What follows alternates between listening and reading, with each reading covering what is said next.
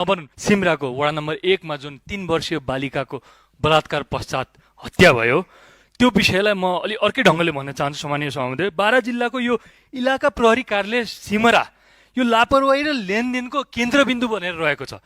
मैले पटक पटक यो विषय उठाएको छु। मैले त्यहाँ केसिनोमा नि यसरी नेपालीहरू खुलेआम गइरहेको विषय उठाएको छु। गृह मन्त्रालयको म ध्यान आकर्षण गर्न चाहन्छु। आज 2 जना नालायक प्रहरी अफिसरले गर्दाखेरि 3 वर्षीय बालिकाको हत्या भएको छ रेप पश्चात। र त्यहाँ प्रहरीले खोजेको होइन। जुन दिन यो घटना भयो बालिका हराए पश्चात प्रहरीलाई जानकारी गराएको 24 घण्टासम्म पनि कुनै प्रहरी कहीँ पनि परिचालन भएको छैन। 24 घण्टासम्म।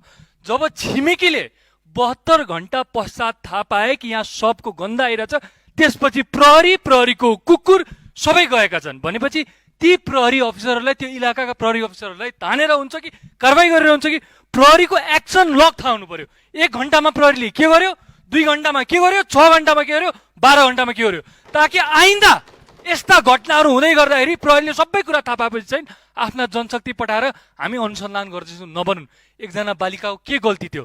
न उसले सरकार चिन्छ, न उसले पार्टी चिन्छ, न उसले प्रहरी चिन्छ।